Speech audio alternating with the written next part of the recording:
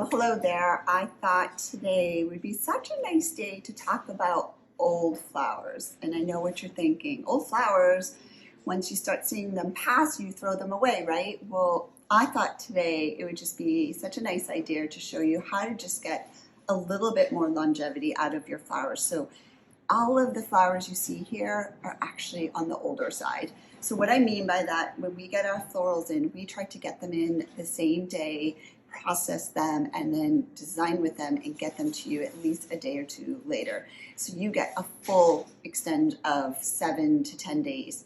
These flowers have been kind of sitting around for a week, and even though they may look a little on the older side, they still have a lot of life in them. So we today are going to show you some of the tricks I use to do some really cute vases here. I have some gorgeous roses here. These are actually called Queen's Crown, one of my favorite. They're just, they're very gardeny rose looking. So what you want to do is maybe you have an arrangement and maybe like half of it's looking pretty good and half of it's not.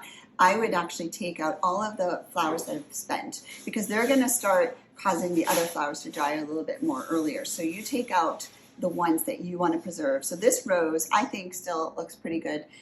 The best bet is to recut on an angle and also just take off the petals that are just a little, a little tired looking, but look at these. Sometimes I even blow just to get it a little open. And there's no rhyme or reason here. You don't have to have a recipe. You can just save what looks good in your arrangement. And these are called astrantias. So we're just going to dot these into some of these cute little vases as well. Look at this grape hyacinth. This is, we call it muscari, but it is in the hyacinth, and this time of year it's just so perfect. So as you can see, I'm just going to start placing some of these flowers into all these vases. I like using smaller vases in multiples in different heights because you're just going to get that lushness throughout the table. You can use this on your mantle, you can use this in a foyer, and you can also use it on a table setting. And it doesn't have to be for a party. You can just add some cute little votives, set the table for your family, and you have a makeshift kind of centerpiece for your table. So we're going to keep going. We're going to start filling all these vases for you. And I used anemones. I used a lot of these Queen Crown roses just because I had a lot of them, so I dispersed them throughout the vase, which I think they look so sweet. And now I just want to show you a trick. So here's a tulip that is on the older side, but I still think just so incredibly gorgeous. And because we have a lot of textures here, sometimes if you take your tulip and you just bend the petals upon itself, it's called reflecting, and you just kind of reflex them just like so. I don't know if I can show it to you close to the camera. Oh, I just love how this looks, and it just gives that elegant kind of like, old world paintings, and give it a little snip because they love water. And I feel like it could kind of just cluster over here in this really sweet vase.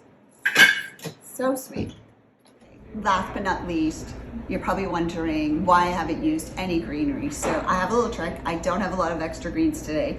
So I have a gorgeous ivy plant. So my trick here is to just do a little haircut. We call it a little haircut, and we're just going to trim probably about 6 inches and tucking these in your little bud vases and having them just kind of hang over the side. I don't know, I think they're so charming. You can use any kind of foliage. Jasmine is gorgeous, angel vine is gorgeous, and my go-to ivy. So I hope you've enjoyed this series. If you have, please comment. I'd love to hear from you, and I hope you enjoy your day and keep flowering.